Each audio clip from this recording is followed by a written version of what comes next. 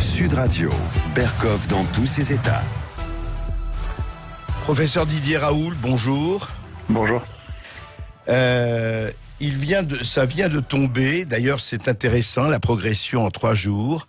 D'abord l'étude de Lancet, dont il aurait beaucoup à dire, effectivement. Ensuite, l'OMS, les recommandations de l'OMS. Ensuite, les recommandations suite à Olivier Véran et le Haut Conseil de la Santé publique. Et enfin, là, un décret au journal officiel qui vient de sortir proclame l'abrogation des dispositions dérogatoires autorisant la prescription de l'hydroxychloroquine contre le Covid-19 à l'hôpital en France. Déjà qu'on l'avait cantonné à l'hôpital, et bien maintenant, on dit, ah non, même l'hôpital, on n'y touche plus, les médecins ne devaient plus y toucher. Professeur Raoult, qu'est-ce que c'est ? C'est une chasse aux sorcières ? C'est quoi ? C'est un effet domino ? C'est quoi ?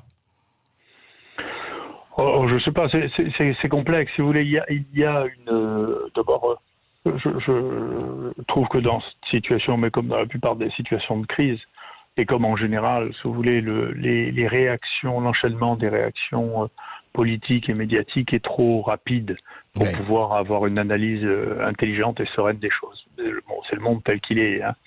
Les gens ont l'impression d'être pris en retard, d'être en retard s'ils n'ont pas pris une décision sous le coup de l'émotion. Donc moi qui suis pas très émotif, ça me touche pas, ça m'est égal. Il y a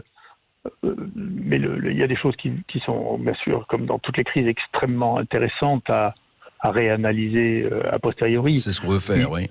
Il y a eu là qui était anticipé et qui avait d'ailleurs été noté par les gens qui sont eux-mêmes dans cette situation, la direction et l'orientation des très grands journaux scientifiques qui sont devenus des machines financières colossales, et de moins en moins lucides scientifiquement, et sont en train de subir un peu la même chose que la presse tout court, c'est-à-dire la concurrence d'une part considérable de l'Inde et de l'Extrême-Orient sur les publications scientifiques, d'une part, et d'autre part sur les publications, ce que nous on appelle préprint, c'est-à-dire mises sur des sites sans peer review, qui peuvent avoir un niveau de citation maintenant et de diffusion qui est considérable à celle des grands journaux.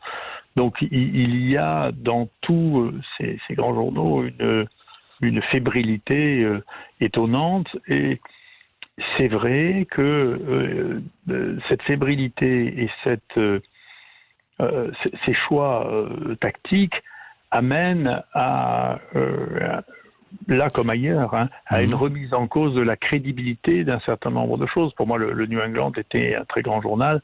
Honnêtement,